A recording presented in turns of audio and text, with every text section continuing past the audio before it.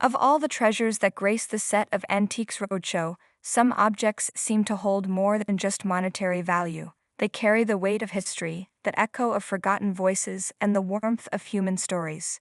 It's in these moments, when an expert gently handles not just an artifact but a legacy, that the show transcends a simple appraisal and becomes something truly magical. And sometimes it's these very moments that ignite a passionate debate, reminding us all what we truly value.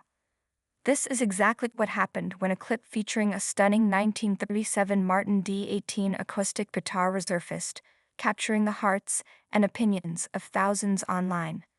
The video, a sneak peek of the Vintage Raleigh 2025 episode, brought us back to a 2009 appraisal with expert James N. Baggett. But it wasn't the five-figure valuation that got everyone talking. It was a simple, gentle, and utterly human gesture. Imagine the scene.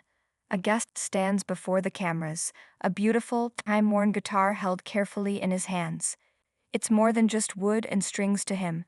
It's a direct link to his family's past. He shares its incredible story, a tale steeped in love, hope, and the bittersweet realities of history. The guitar, he explains, belonged to his grandmother. She had bought it from her beloved brother just before he left to serve in World War II. The plan was simple and full of hope. She would keep it safe for him, and he would buy it back upon his return. But life, as it so often does, had other plans. The guitar remained with his grandmother, a silent testament to a promise and a memory. It was eventually passed down to the guest's father, and then, finally, to him.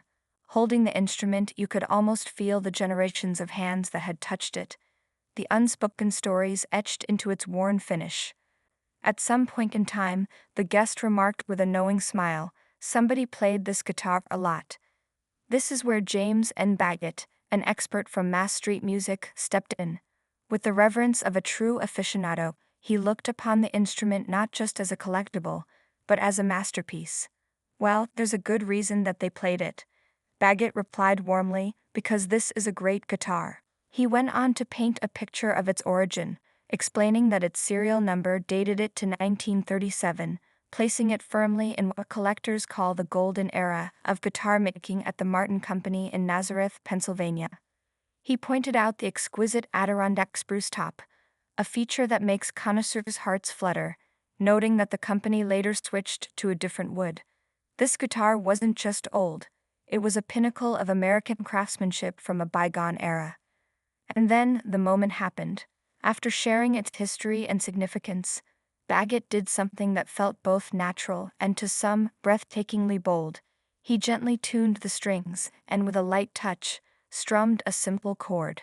For a fleeting second, the studio was filled with a sound that was rich, warm, and resonant, a voice from 1937, speaking clearly in the present day. When the show shared this powerful clip on their Instagram, the internet did what it does best. It had opinions. One viewer, seemingly horrified, zeroed in on the expert's action, commenting, "Condition affects the value," proceeds to pick it up and play it. The comment hung in the digital air, raising a fascinating question. When does an object become too valuable to be used for its intended purpose? Is a priceless guitar still a guitar if it can never be played? Almost immediately, a chorus of voices rose to defend the expert's touch. The debate wasn't angry or vicious. It was a heartfelt discussion among people who loved history, music, and the very soul of these beautiful objects. And what did that do to the condition of it? One user reasonably questioned, pointing out that the gentle strum caused no harm. Another added a crucial detail: "You are correct. He tuned it and proved it sounds wonderful." The sound, they argued, wasn't a risk to the value. It was a demonstration of its value. The support grew, with many viewers expressing pure joy at hearing the instrument come to life. "I actually love when the experts play an instrument on air," one person wrote, "shows their knowledge and talent, and you get to hear history." Another simply said, "Wow, it did sound so nice." The sentiment was clear. The expert hadn't been reckless. He had been respectful.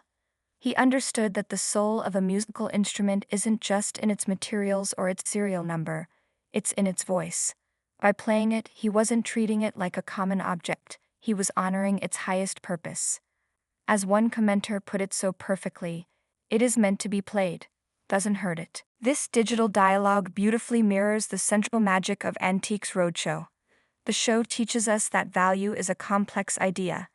There is the monetary value, the thrilling five-figure sum that makes for great television. But then there is the other, deeper value, the historical, the emotional, and the personal. The expert's strum didn't diminish the guitar's price tag, but it infinitely enriched its story for everyone watching. He connected the dots from the factory in Nazareth in 1937 to the grandmother holding it for her brother, to the generations that cherished it, all the way to the television studio.